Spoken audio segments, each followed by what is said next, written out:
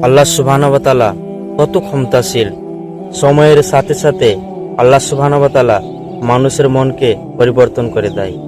আল্লাহ সুবহানাহু ওয়া তাআলা কিভাবে মানুষের মনকে পরিবর্তন করে দেয় একটা ছোট বিষয় দিয়ে বুঝায়। যখন রমজান মাস আসে তখন একটা পুরুষ মানুষ মা বাবার কাছে ঝগড়া করে যে আমাকে একটা কাপড় হলেও কিনে দিতে হবে। যখন রমজান মাস আসে একটা নারী মা বাবার কাছে ঝগড়া করে যে আমাকে একটা কাপড় হলেও আমাকে কিনে দিতে হবে। কিন্তু একটা নারী আর একটা পুরুষ যদি হালাল ভাবে বিয়ে করে নেয় তখন সে মা বাবার কাছে ঝগড়া না করে সে নিজের স্বামীর কাছে ঝগড়া করে যে আমাকে একটা কাপড় হলেও তুমি কিনে দাও। আল্লাহ সুবহানাহু ওয়া তাআলা নারী আর পুরুষের মনকে ঠিক এইভাবে বদলাইতে থাকে। কিন্তু নারী আর পুরুষ যখন রমজান মাস আসে মা আর বাবাতে পরিবর্তন হয়ে যায়, তখন তার যখন সন্তান হয়ে যায় সে ভুলে যায় যে আমরা একদিন মা বাবার কাছে একটা কাপড়ের জন্য ঝগড়া করতাম যে একটা কাপড় হলেও আমাকে কিনে দাও। সে কেন ভুলে যায় জানো?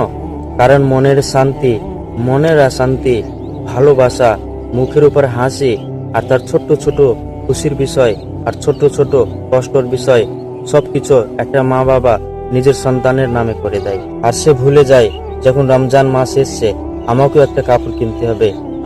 তখন সে মা বাবা নিজের জন্য ভালো কাপড় না কিনে আর নিজের জন্য ভালো খাবার না খেয়ে তখন সে নিজের সন্তানের জন্য ভালো কাপড় কিনে নিয়ে আসে, নিজের সন্তানকে ভালো ভালো খাবার খাওয়ায়।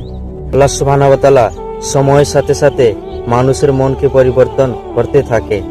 বেঁচে থাকতে মা বাবার ভালোবাসাকে চিনো। ইসলামের ভিতরে মা বাবাকে অনেক উপরে রাখা হয়েছে।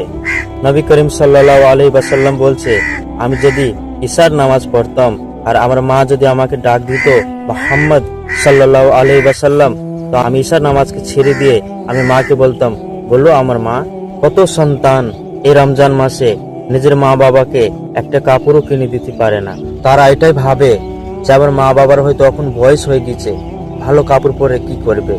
আসলে তোমার মনকে পরিবর্তন করা উচিত। আল্লাহ সুবহানাহু ওয়া তাআলা তো ঠিকই তোমার মনকে পরিবর্তন করতে চেয়েছিল, কিন্তু তুমি চেষ্টা করোনি। তো আল্লাহ সুবহানাহু ওয়া তাআলার কাছে তওবা করো আর মা বাবার কাছে ক্ষমা চাও আর জান্নাতের যাবার রাস্তাকে আসান করো। তো আল্লাহ সুবহানাহু ওয়া তাআলা সময়ের সাথে সাথে মানুষের মনকে পরিবর্তন করতে থাকে।